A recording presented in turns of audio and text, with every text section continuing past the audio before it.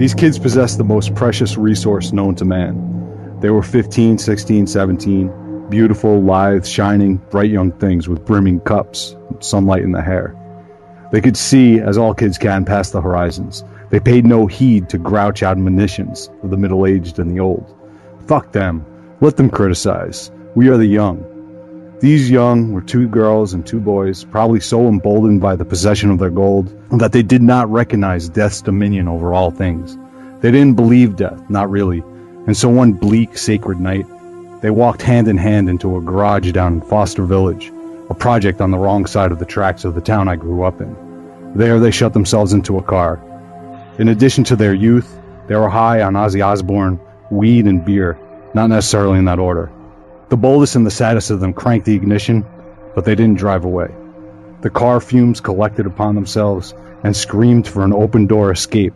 But these kids, these fortunes of mankind, were deaf to anything but the sounds of the metal throbbing through the car speakers and the beat of each other's rhythms. Were they smiling at one another? Was this a marriage of the boldest sort? They wrote a note, something that offered more questions than answers, no doubt. And then, shortly after, they died. All 4 of them. Dead. Probably in each other's arms. One of those kids' brother was a friend of mine. It was 1987. We were 13. The next morning, in English class, the principal came knocking on the door and had an impromptu hallway meeting with Mrs. Carr. We took the reprieve to murmur and taunt each other, giggle and goof. And when Mrs. Carr came back in, it was plain to see that she was shaken. She summoned my friend out of his seat and sent him away with the principal. He never came back. Not really. And 10, 15 seconds after he'd gone, Mrs. Carr turned toward the blackboard. With her back to us, she burst into tears. We were scared. That day, the silence filled the halls, much like those poisonous fumes that filled the garage the night before. Kids wept into their lockers. There was a lot of hugging near water fountains. The guidance counselor offered support over the PA system in a cracked voice. And at the end of the day, when the school bell rang and we were released back into the world, we found that the news media had descended upon our struggling lower middle class town. They hovered like flies in the candy shops and on the street corners where we'd hang out, the arcades and the pizza joints. They wanted to shove microphones in our faces, probe us for reaction, photograph our confused faces, and ultimately sell us on their news shows, run the promos, drum up the buzz, milk it for all it was worth. Suicide, scary metal music, a town of troubled teens ingesting more than their share of booze and pot. It was all grist for the mill, fuel for the media machine. Simply, they wanted to exploit our town. But mostly it's kids. I had no way to put it into words then, but in hindsight, I realized this was the ugly, smiling face of exploitation at work. Along with Soderbergh, serial killers, Herzog, and a few others, exploitation cinema is a recurring topic of conversation here on the Cutting Room Movie Podcast. It comes up more times than I can count, so I think it's probably about time to establish some sort of working definition. The most elegant ones that I found are 1. Selfish use or utilization, especially for profit. And 2. The action or fact of treating someone unfairly in order to benefit from their work. Exploitation film is not to be confused with exploitation, by the way, another favorite topic here and an entirely different animal altogether. But in any event, there's little doubt whether or not Larry Clark is the real deal, a bona fide exploitation filmmaker. The real question, the more interesting question raised by his 2005 film Wassup Rockers, is what profit he's deriving from the lives of the youth of the subjects he's exploiting, and why. In fact, the least interesting thing about the film is the film itself and the story it's telling. For formality's sake, the film is a day in the life sort of construction that follows around a band of South Central nonconformist punk skaters as they resist the pervasive hip-hop culture surrounding them and ultimately spend a day in the relative alien world of Beverly Hills. Told with more humor than I've seen in other Clark pictures, juxtaposing these street urchins with the ultra-rich, the pampered police, the hyper-chic, and absurdly out of touch produced by celluloid Hollywood plasticity is more than amusing.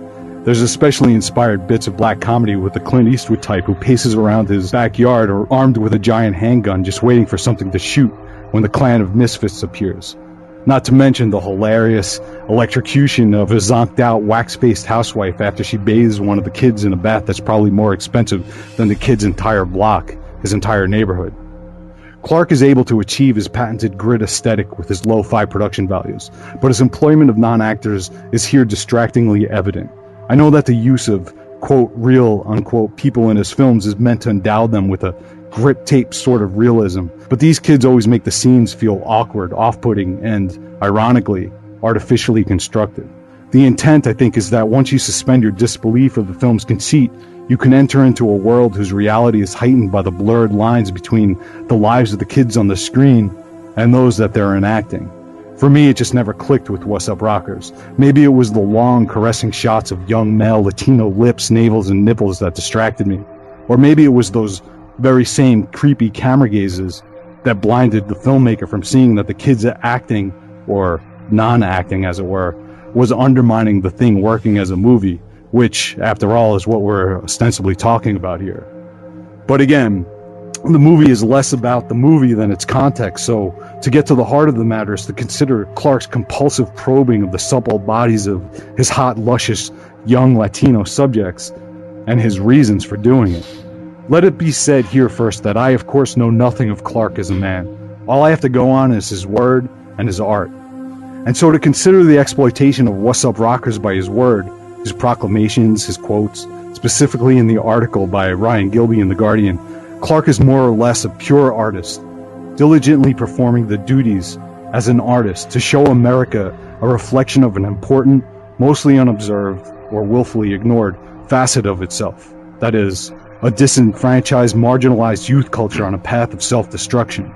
He's done this, or so he claims, throughout his career, starting way back in the 70s with a photographic collection of his drug-ravaged friends called Tulsa, and has since carried it over into his films, like his breakthrough picture Kids. He is, in the light that he shines upon himself, exposing mainstream lies. Here the lies are about our children, and Clark is showing us that they aren't all just snot-nosed, self-absorbed, spoiled brat social media zombie twits, but some are rather angry, suffering, sensitive human beings who, yes, oftentimes fuck each other and get high in order to cope with their suffering, just like the rest of us. The exploitation in this light, then, is righteous and justified. It's for a good cause. The exploited benefit, as do the consumers of the exploitation. Clark, meanwhile, is simply and humbly serving the cause of art and truth. A more cynical view of the man as an artist, however, would suggest that Clark, as a talented and intelligent player in the art world, a player like anyone else in any other line of work, who has an ego to assuage and a bank account to fill, is a man who realized that the surest path to the forefront of the art gallery industry is to disturb and to dismay.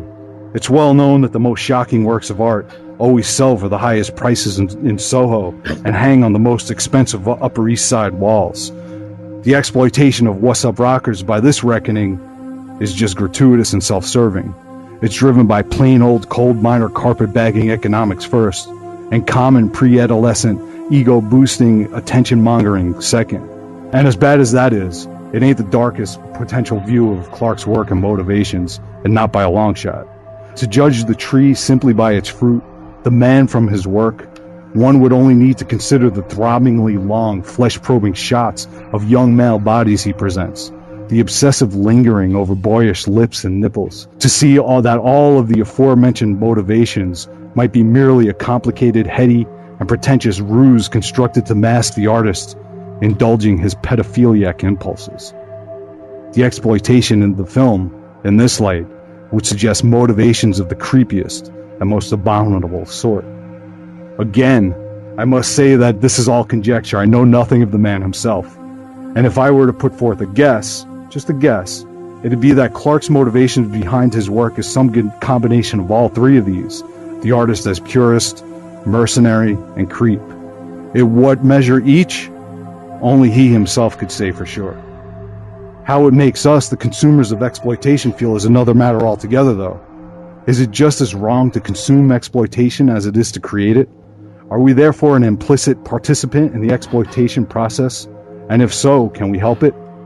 The brass tacks question that Clark is asking, as far as I'm concerned, is, can we look away? I don't know.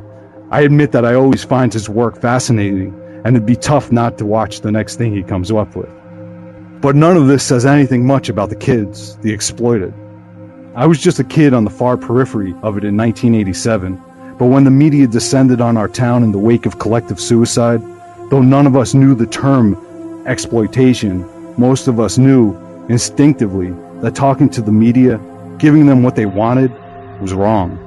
You didn't need to be able to grasp complicated network media ratings dynamics and or the machinations of exploitation to realize when you're being violated and raped. The news reporters, like Clark with his little Latinos, didn't care about us. At least not as much as they cared about their own doings, their slice of the pie, what they were getting out of it. And most of us, we shunned them when they approached us. The few kids that didn't care or bought into the excitement of it all were looked down upon by the rest of us. They were ostracized. And to be sure, some of the older kids, the high schoolers who felt the deaths most intimately, they chased away those reporters, throwing beer cans and threats of violence. And now I wonder if some of these Latino kids and Wassup rockers, or maybe even the ones that turned away from Clark's creepo solicitations and don't show up in the film, I wonder if any of them would take a swing at Clark if now given the chance.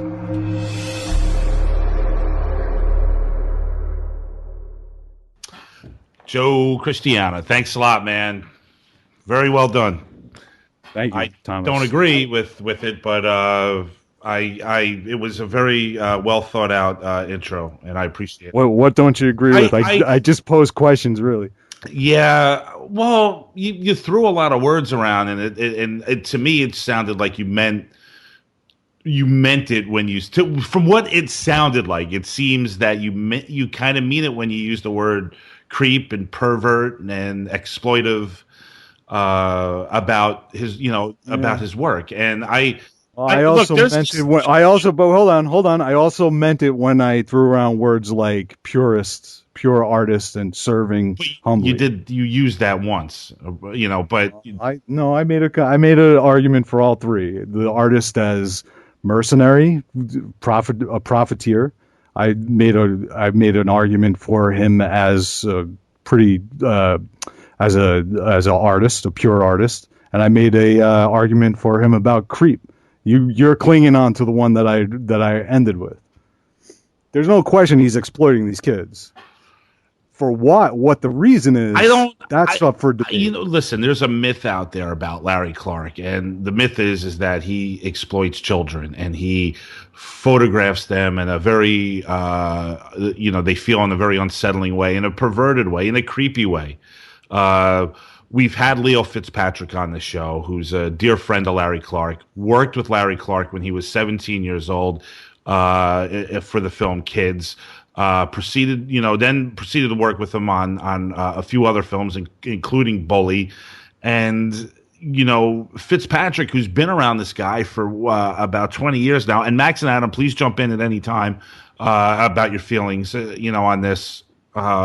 Leo Fitzpatrick feels that it's just mistaken, that people feel that way about him, and that he's not like that at all, that he's very fatherly to these children and very giving, and he's almost like a teacher to them. And this is from a guy that's been around him for 20 years and worked with him as a child.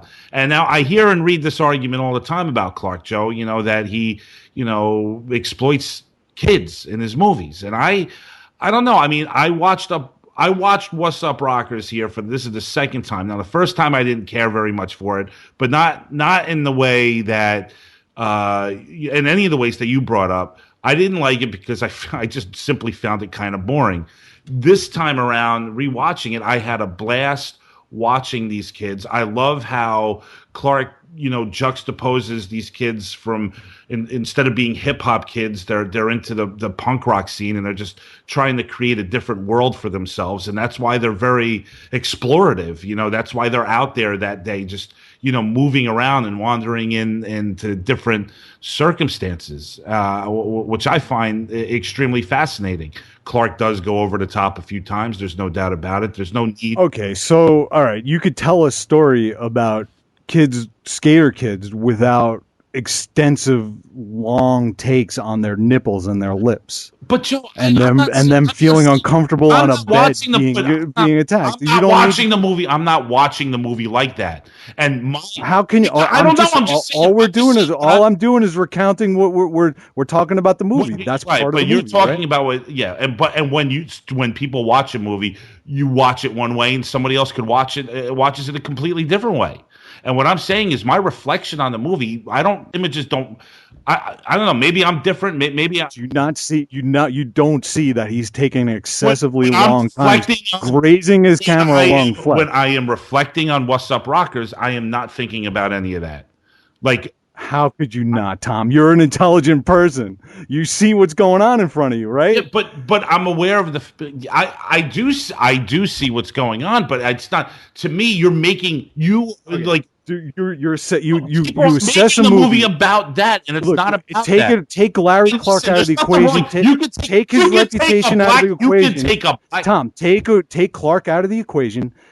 Watch this assess this as a movie you know nothing about.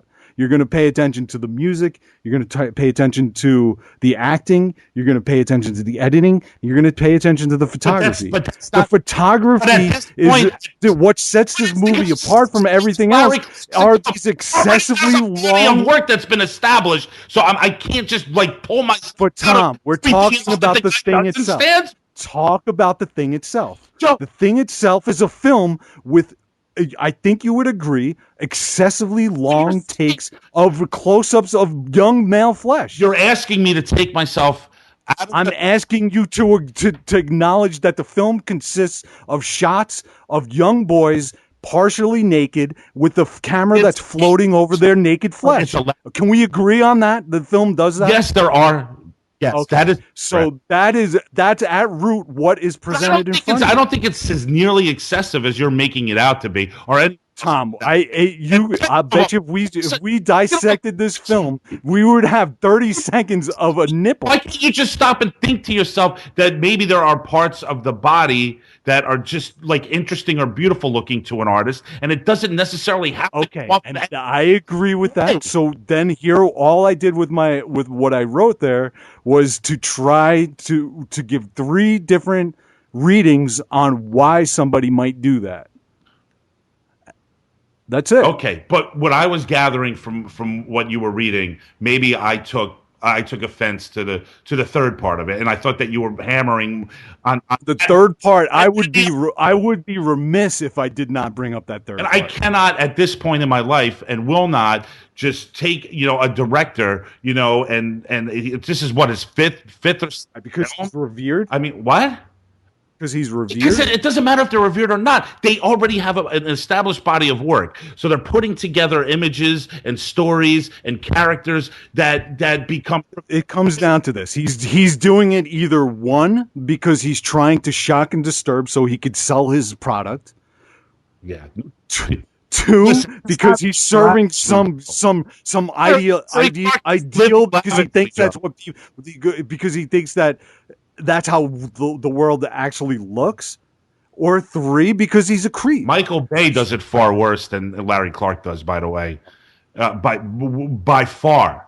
You just watch Transformers, and that's gratuitous. I haven't seen Transformers.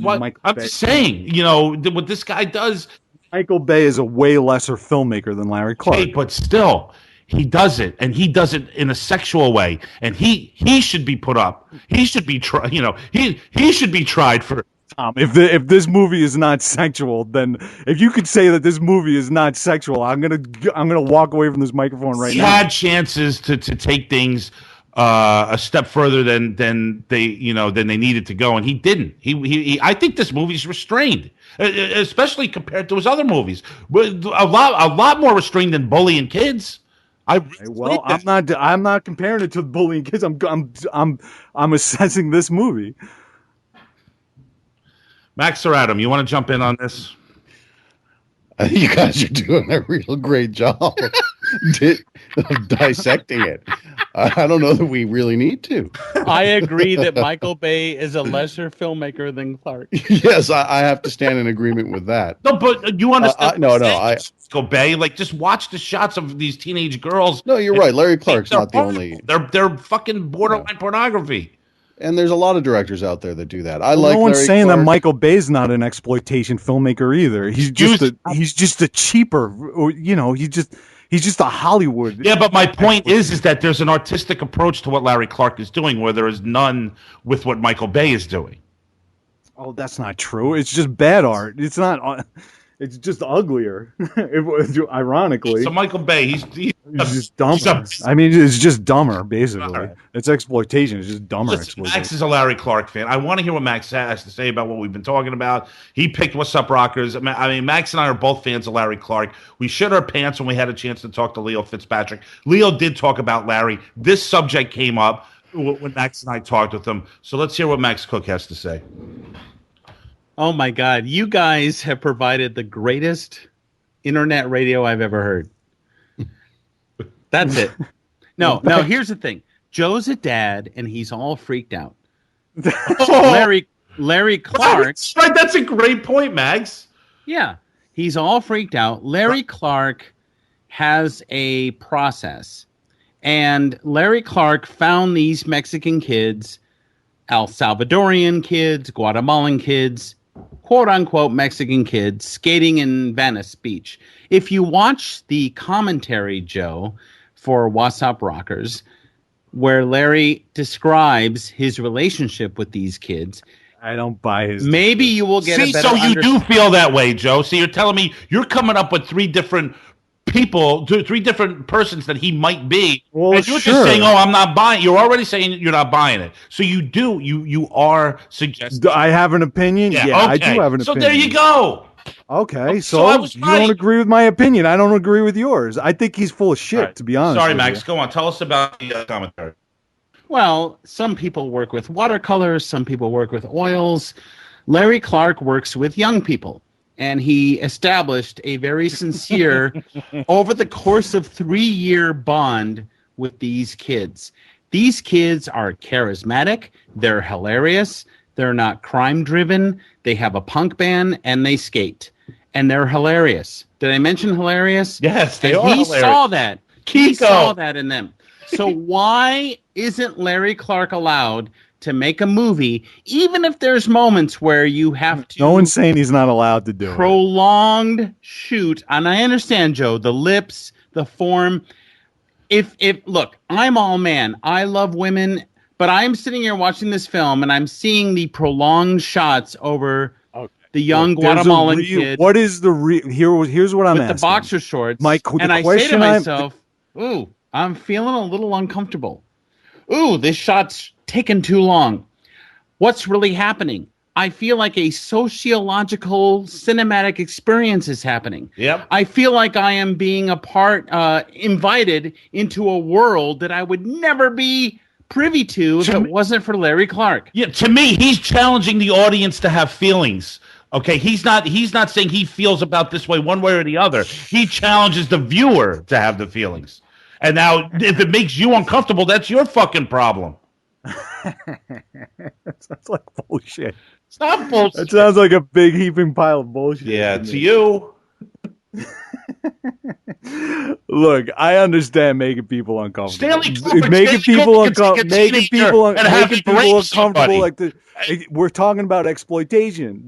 He's exploiting kids here. Joe, is this really an exploitive film? This is Larry Clark's You're so wrong, Joe. Sunday night Disney movie versus the stuff it is. That's what I'm saying. It is the most innocuous, innocent film Larry Clark has ever made. Come on, man. He's constructing this film to be provocative, to make us feel uncomfortable. This correct. Movie is so why? So I'm asking why.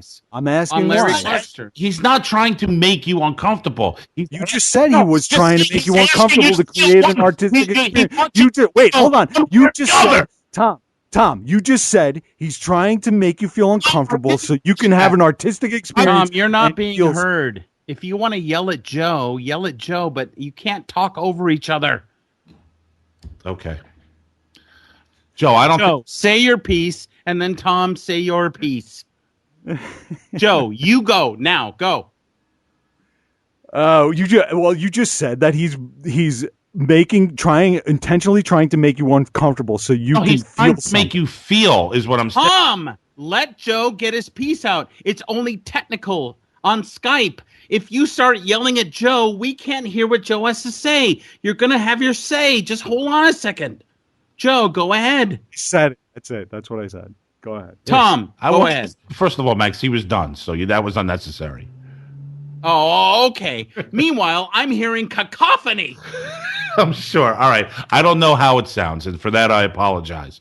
But Joe, I don't think I said that he is trying to make you uncomfortable. I'm saying that he is challenging you to have a reaction. That's it. The reaction could be of many different things. One of them could be perverted uncomfortability, or it could just be dismissed, or it could be viewed as an artistic statement. Whatever I think he's doing is challenging you to feel something, and I think that he laughs at people that feel that it's perversion or exploitive. Joe, you're worried that Larry Clark is going to shoot your boy. That's what you're worried about. I am not worried. My children did not come into any consideration while I was writing that or watching the film whatsoever, and that's the God's honest truth. At all. I'm trying to assess what's being put in front of me, and when I see bullshit, when I hear him make throwing art words at what he's doing, that seems to me like his intent is sexually gratifying in some way. Maybe he's filming these boys so he doesn't have to actually touch them. That's what I mean. He's putting these provocative images in front of us, and he's telling us he's doing it because he's an artist. He's telling us he's doing it because he wants to show us this world. But Joe, we're I'm not even sure that I talking buy about the it. journey of these kids. So maybe we're not talking about the film. We're not talking about what happens with this awesome crew of kids. They don't know. They just want to skate in Beverly Hills. Exactly. And by the way, the whole Hills thing, I fucked up, and Adam called me out that Wassup Rockers actually winds up taking place in Beverly Hills. So I apologize. That's all right. Interesting stuff here. Oh, man. You all right, Jeremy? Jeremy? I feel like I walked into a fucking atomic bomb explosion. Holy shit. What else is new? It was pretty Have you eruptive. seen this film, Jeremy? I haven't. I've seen Kids and I've seen Ken Park. And I've also seen... Ken Park. If Joe Christiana watched Ken Park, he wouldn't even be doing the show right now. That's true. It's so untrue. He even said in my review that I watch pretty much everything that he does. I'm just gonna talk. Joe, I need to talk about what I see. Ken Park, Joe. Dude, I'm having an honest reaction to what I see. And that's fine. Because and you're a stating dad. it as And Larry Clark is a dad. You understand? Yeah, it's not. Again, Max, my kids and it had nothing. It didn't enter my mind when I was watching. I'm watching. I don't believe that. Jeremy, do you believe Joe?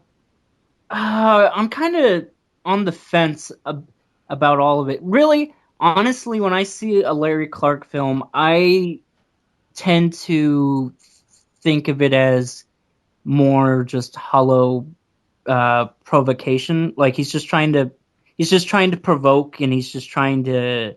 I'm more the second reaction Joe brought up, where I feel like he's just. You feel that Clark is a provocateur. He's more in it for the shock value, not as a sincere filmmaking reflective value. I kind of got that. I kind of got the sincere reflective value from Kids a little bit, but Ken Park to me is just him trying to like get a reaction out of people. Because Kids was written by an actual kid.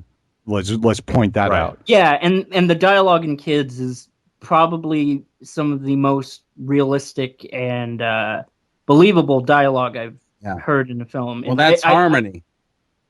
And I'm not really hardcore into Harmony either, but I think Harmony's more interesting because I think Harmony's a lot less into the shock value thing. Well, he could. You know what? Here's a guy. Harmony Korine is a guy who can provoke without resorting to cheap exploitation. Yeah, and I also watched Clark's segment in Districted, Yeah. and I really struggled to like what I was kind of like, what's the point of this? This is just I don't know if I don't know. It just I get the I'm kind of in between provocateur and pervert with him, Yeah. but with kids, I feel like I felt like kids did have a point, and I think he was. I think it's a film that I don't revisit a lot, but I think that one has more merit than like Ken Park, because I think Ken. And let me just let me just clarify here. I think that probably his motivations, again, as I stated in that intro there, is some combination of all three of those. But I do think my gut is telling me that all that pure art stuff and reflection of American culture and kids and the truth and all that stuff.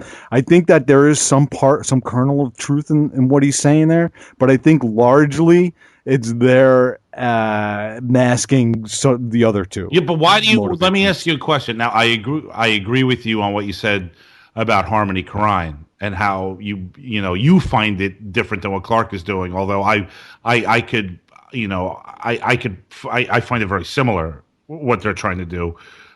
What in your opinion? How do you feel that if for argument's sake, how is Korine not as exploitive as because okay, so all right, go on. go ahead. What was the No, question? well, I guess you get what I'm getting at. So go. No. What was it? You just that last. No, the question is why? How is it in your opinion that Korine is less exploitive than Larry Clark? I mean, what is Korine? What do you think Korine is doing that Larry Clark isn't? I sense a sincerity in kids that's not here. First of all, second of all, it's a repeat over and over subject, which suggests obsession, which it's my fault. Disorder. I keep bringing up Harmony, and then, but Harmony is not show. always going back to the same. He's not going back to the same subject or tactic in every film. With Trash Humpers, he's exploring and provoking in an entirely different way than he was exploring and provoking with kids. Because he doesn't have that. He doesn't have that. I don't want to say sickness, but it's almost a sickness. If an obsession is a sickness, he doesn't have the sickness to keep looking at young boy flesh. Yeah. So I'm trying to find out. My question posing to you guys is why? Because Gummo, I don't know. Gummo's not lingering over. Haven't seen Gummo in years. But I suspect it's not lingering over this flesh. And you know what? And Trash Humpers is certainly not. Spring Breakers is brilliant because it's provoking a mainstream audience. It's not the same cheap trick. Let's just put it that way, right? And so my question is, why does Larry Clark have to keep reverting to the same cheap trick? I would also. That's only if you find it to be a cheap trick, Joe. It is a cheap trick. Come on, opinion. Tom. All right, it's either a cheap trick or an obsession. And so if an obsession, it's worse than it's a cheap. In my view, if it's an obsession, only if you find it's more damnable. If it's an obsession, then it's more damnable. But only if you find it and punishable than if it was a cheap trick. Because if it's a cheap trick, he's just like every other bullshit painter who's showing their shit down in Soho and selling their bullshit paintings for $7 million. Because that's the world that he runs in. And that's the cheap trick that those fuckers are pulling off in front of those fucking pretentious art pricks every day in and day out. Listen to him, Max. I would like to bring up also Larry's new film, The Smell of Us, according to IMDb, is about a story centered around a group of self-destructive skateboarders in Paris. Can't wait. Yeah, there you go. So, I'll bet you Harmony Korine's next film's not going to be about self-destructive skaters half naked in France. Joe, you sound like Tom's version of Gran Torino. You have become the old cranky. Oh, that's not true. Thank you, Max.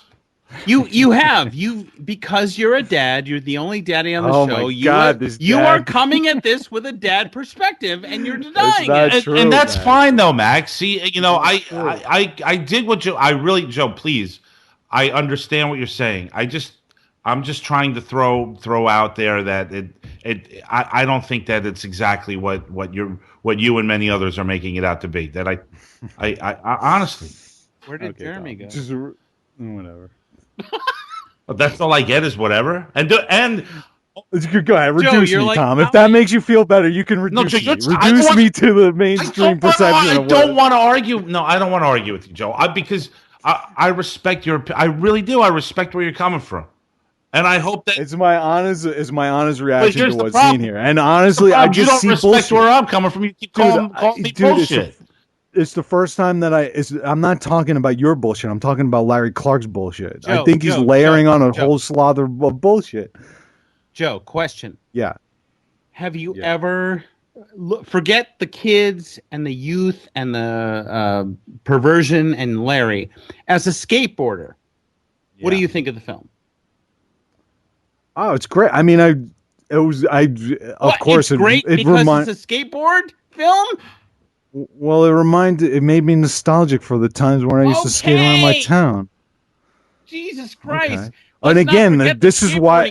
But you know what? Film. Again, dude, this is the time. This Jackass. is what it reminded me of being a kid on a skateboard at 13 and 14-year-old, and if seeing an old fucking prick who came and wanted to put a fucking camera in my face, I would know instinctively that I don't want to be have anything to do with that prick fucker. Built trust, and he wanted. And that's what. And see, and here's right. here's the perspective that I'm having is as remember myself as a kid, as a 14-year-old kid with a skateboard under my feet, not as a dad with my kids here.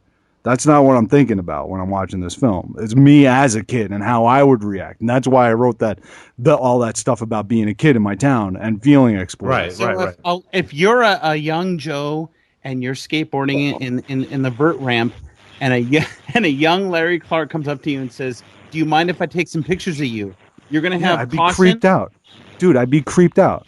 You wouldn't What if he appreciate asked the you to fact take that you off were- your I'd be creeped out too. Yeah, and there's a dude, and that's a dude who's way closer to 14 than any of us are. We never heard what Adam thought of this film. Oh yeah, let's Yeah, exactly. Let's hear what Would it have disturbed you, Joe, if that dude came up to you and just wanted to take a long, slow look at your nipples? Yeah, let me put you on a bed, take your shirt off, and tell me about the time that you had sex. The first time you had sex. You know, I come at it as Max is going to be astounded by this, but from a detached and emotionalist perspective. But, you know, I think the dude's an artist, and you know, it's up for grabs whether the dude is a good artist or not. I tend to enjoy most of his movies, but I think like many artists, part of what artists do and like to do, and their goal is to push the boundaries and to either shock people or get people to look at something that they wouldn't otherwise normally look at. And you know, he does that. Was I uncomfortable with all those long shots of 15-year-old boys? Totally. But I was also just as uncomfortable watching the 15-year-old girls in that movie sitting in their panties and talking about sex. It's just uncomfortable. Whether that was what he intended, whether that was the driving purpose, I don't know. I thought it was an all right movie. Honestly, I liked those kids. I would have liked this movie better if he had actually cast real actors in it, and I probably would have not felt as uncomfortable. But I think that's probably why he did it. I also think any director or artist probably is, half the time is actors. Oh my god! I mean, just say that. I mean, actors that aren't that are out to be actors, that aren't kids that were just found. I thought these kids were great. I still would have preferred to have it cast with actors. But I think a lot of artists, how many painters paint nudes just so they can, get off on that. How many actors or directors? Why does everyone on this fucking show think Larry Clark is getting off on these kids? Yeah. It's so not what's happening. You judge the tree by the fruit. Let me put it this way: Tarantino clearly is on record as having a major foot fetish, and in every one of his films, he has long, lingering shots of his leading lady's bare feet. All right, of course. Clearly, at some level, he's getting off at that, and he's sharing that. Is it exploiting them? No, because they're grown women and it's their feet. But and it's still, feet. yeah, exactly. But clearly he has not. And so I have to assume that Dude, here's a scene I shot one time. I shot a scene of two hookers in a motel room doing dances for these guys with these big long thigh high boots on, stripping around. I mean, it just was. It was. Okay, am I an artist? Am I making a statement with the film? Sure, I am. There's something I want to say with the film. Sure, I am. Am I getting off at the same time so I don't have to touch to actually live it out? Am I living out some sort of fantasy of mine? Sure, I am. Okay, yeah, because you love the boots, Joe. It was a hey, dude, no joke. No joke. It was a directorial decision. The costuming was a directorial decision. All right, I get what you're saying, but I still think that I just don't think it's the case with this guy. I would believe that argument a little bit more if he made a series of films that were a ton of different things, and one of his films was this film. But they're all thematically about that. So I'm not even saying this in a negative way. I'm just saying that it would be ridiculous to think that there isn't something that he is very personally invested in making these kinds of films. There is something so sexual about looking through a camera at your subject. Absolutely. There is Jeremy. It is so sexual. Yeah. Jeremy. Yeah, Max. Larry Clark came out of nowhere and said, "Hey, man, you want to hang out a little bit? Let's get you on camera. I like you. You're interesting." What would you say? I would probably be like, no thanks, honestly. What if you were a poor kid who had no money and he said he'd give you How some do you money? know Jeremy Garcia has no money? I'm saying, what if? We're talking about a hypothetical. I am a poor kid with no money, and I would still be like, no. Wow. Why is that, Jeremy?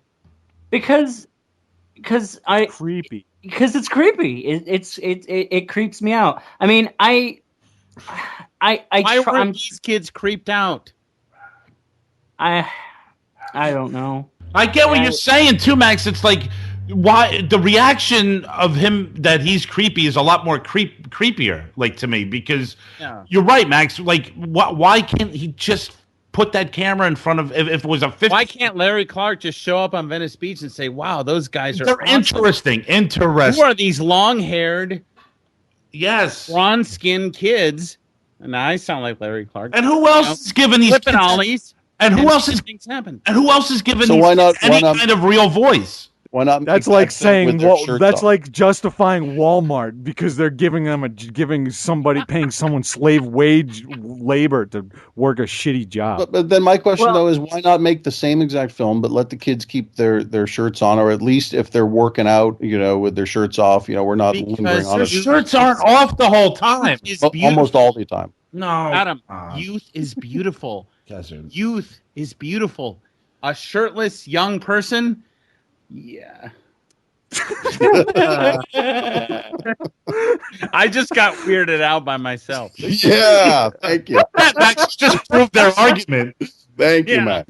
I couldn't go that far with what I was. Dude, look, it comes down to this. Anybody who's picked up a paintbrush or any man, look, I can't speak for women. Women have completely different motivations. They're like aliens. I don't know what women artists are up to. I love a lot of women artists. That's not to say I don't love them, but I know any man who picks up a paintbrush or a pencil and writes about a love or song of a songwriter, there is a sexual energy in creating art. Period. Anybody who's done it knows that there is.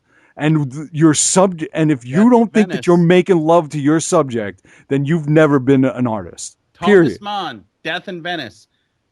Is that what you're saying? I think that Larry Clark is enough of an artist that is absolutely true. And I think it's because he is an artist that he is so intimate with his subjects. And it's just this particular intimacy potentially blurs a line. Yeah, meaning it's all right. But what about his illegal satirical strikes against Hollywood? What about the guy? What about the Clint Eastwood guy? Yeah, he didn't mean for that guy to look like Eastwood. He said in the commentary he wanted it to be Heston, and he approached Heston, and Heston said, "I'm not going to do that." So he wound up with an actor who looked like Eastwood. What about the satirical aspects of The Hills? Yeah, it was funny, man. It definitely was funny. You Less laughed interesting out than loud? stuff. With a beer in your hand? Sure, I did, and I thought that lady was funny. I thought these kids were great too. You These know, kids like were and great, Yeah, they Joe. are. and and honestly, I appreciate the fact that this guy is making a viewer uncomfortable. I love that films that rattle you. They need to rattle you, but I'm not gonna sit here and not talk about. I'm not gonna call. There's no way that I could talk about this film without at least calling it into question. I think the film calls itself is a question. I mean, I don't know Yeah, how you can't. exactly. I'd be a moron not Jeremy. to bring it up. Yeah. Do you go south on yourself often with your hand?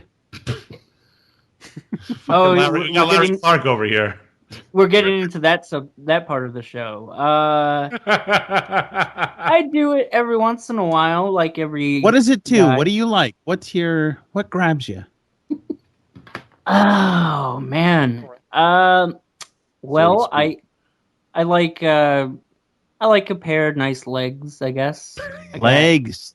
You're like, I like- Joe. Yeah.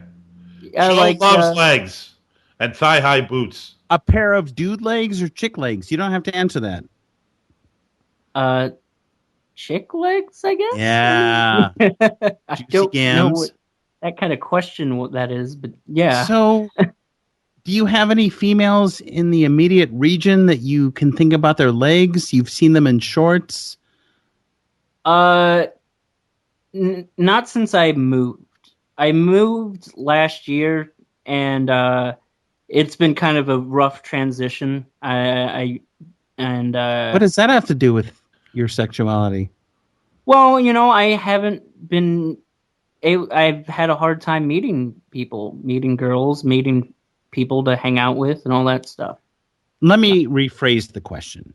Do you Okay. need a visual stimulus to achieve what you are able to achieve, or can you go with the imagination? Because if you moved, it wouldn't matter. Well, I suppose that means I need a visual stimulation then. I Yeah. see. Yeah. Back when we were your age, we didn't have no porn on the internet, kid. We had to walk I know. into a 7-Eleven and buy a goddamn magazine. Yeah, or a video. Leg show. Right. That's the best thing about the internet. Not I'm the going to infinite- send you a copy of Leg Show, and you're going to get back to me. Well, Okay. I think in my case, Adam, like you always hope that you knew somebody far more perverted than you that already had like a boxed collection of magazines and videotapes. Then Well, you that could was- just that was- just ask them, hey, you sick of any of these yet? And That was my I will roommate say- and mutual friend of me and Max's. yeah, Joe, we had a guy like that, right? Gary was he had remember that dude Gary we lived with? Holy shit! Yeah. You guys lived with a new dude named Gary. What did he do? He watched porn. He booched off Yeah, of he us. mooched. He was a moocher. Yeah, but he and- provided the. No, he was a moocher. He watched porn, and then Joe one day asked him to take his shirt off so he could photograph him.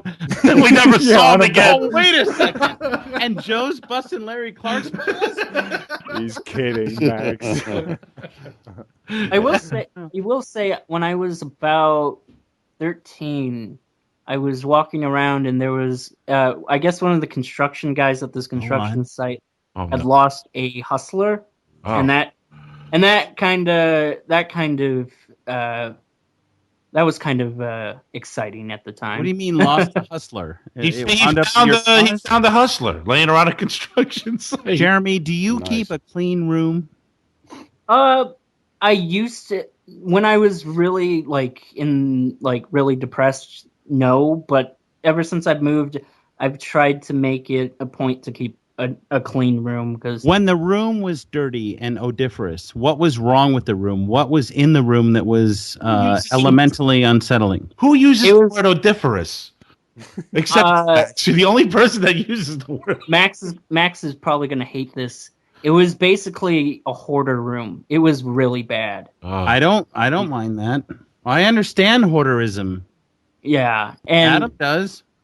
and now my room is pretty damn clean, and I keep track of things. Did you have a catharsis? Did you say to yourself, okay, now I'm going to be simple. I'm going to scale things way down. I'm not going to be immersed in things? Yeah, that's precisely what happened. I moved and I was like, How did all right, that happen? well, I was like, all right, new place, new start. It's clean now. It's mainly just keeping things simple and keeping as little in my room as possible. So Are it's you like, wearing right, fresh underpants every day? yeah. No, Jeremy, I got no, a for the question. most part.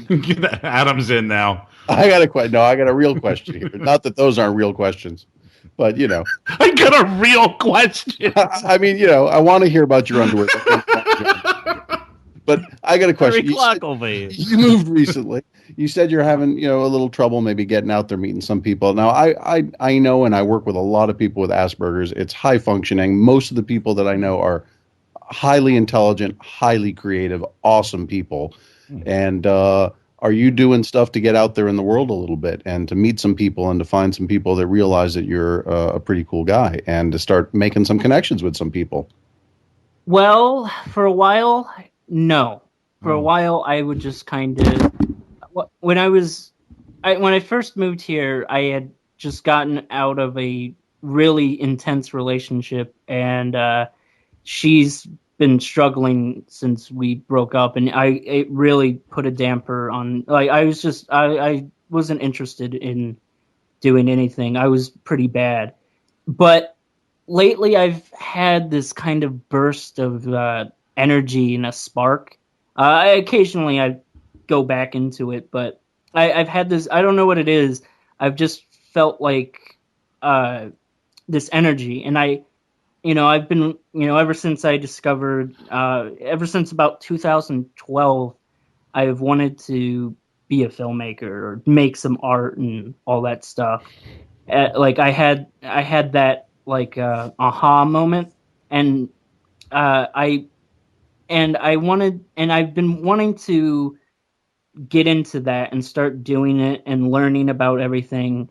And I've been wanting to get out there and try to do different things. And I'm starting to feel like I'm starting to hit my stride again. And but I don't really know where to go or how to really get started. And Go to especially meetup.com, find some local filmmakers in your area, take a filmmaking class at like an extension course or a local community college, meet other people that are doing things like that, collaborate with other people, and you're going to find a whole bunch of creative resources right in your community somewhere.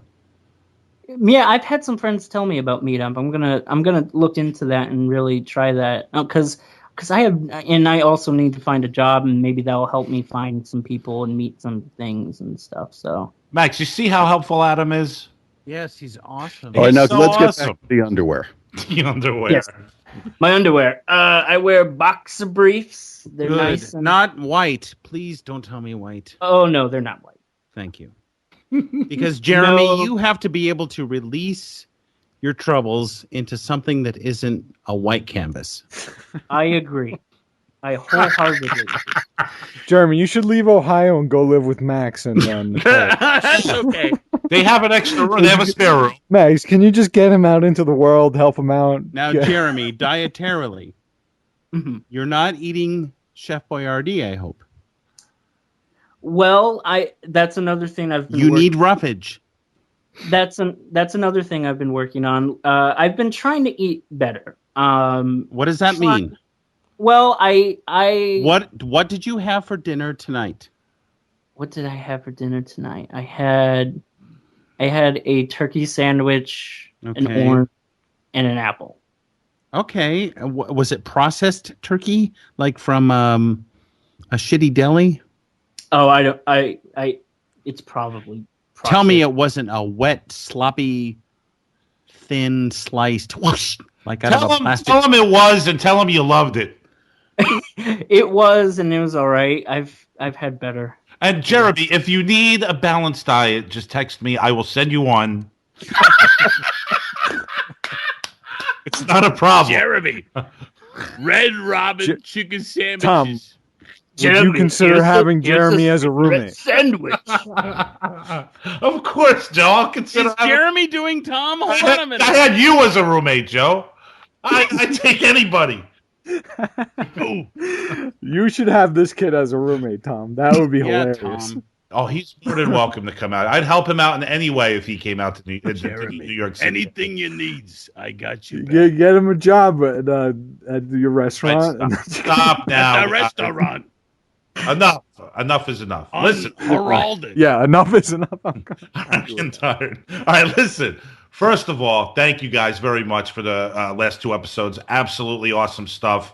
I want to remind everybody that they could check out our interview once again with Tim Blake Nelson and Wonderland director James Cox at the Cutting Room Podcast.com. Adam, Max, Joe, I'll see you soon. Joe's going to be off next week, as well as Max and Adam. I got Billy, Dave, and Jeff with us. So Don't forget to thank Jeremy, Tom. Can I finish? Go ahead. All right. I'd also thank you for reminding me to thank Jeremy, Max. I'd also like to thank Jeremy Garcia and dealing with our nonsense. Jeremy, You're a badass, Jeremy. you made it through a whole segment, dude.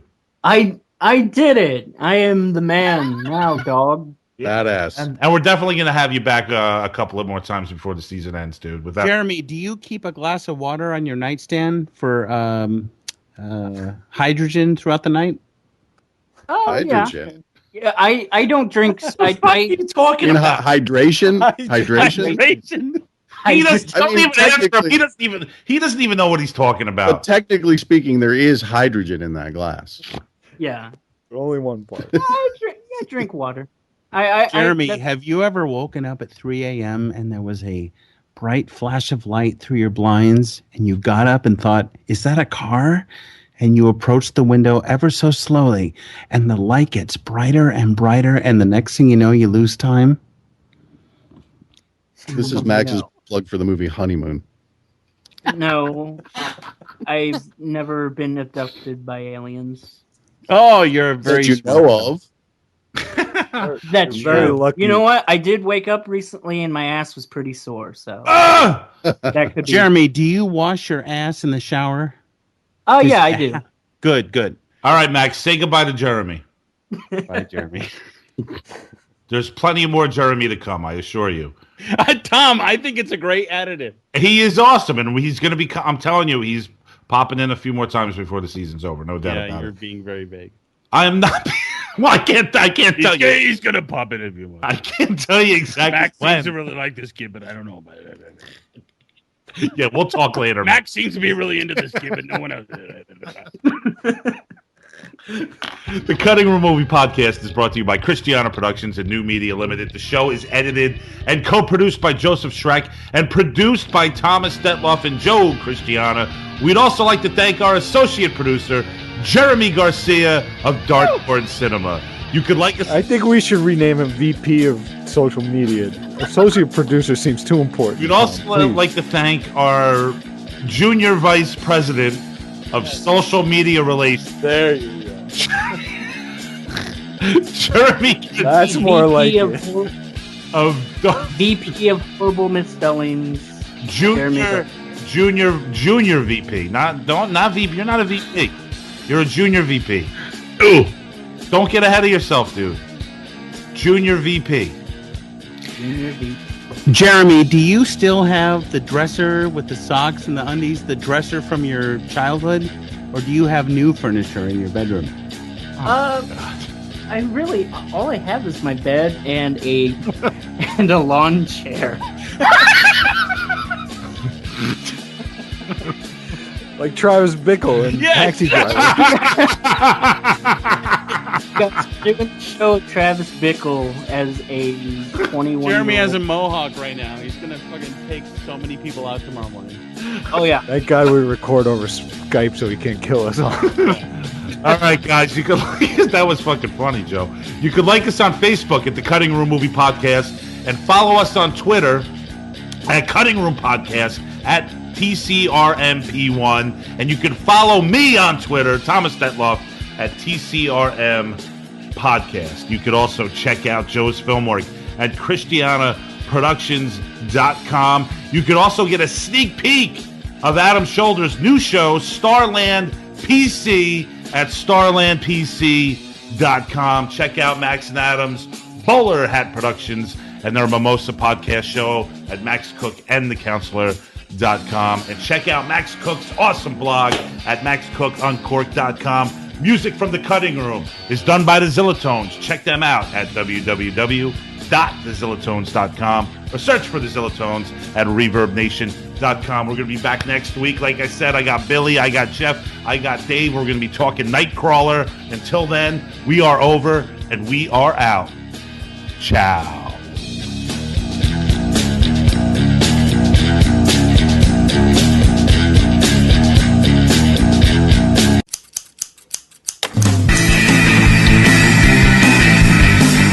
Tune in next time to satisfy more of your strange desires. The Cutting Room Movie Podcast. We do chicken right.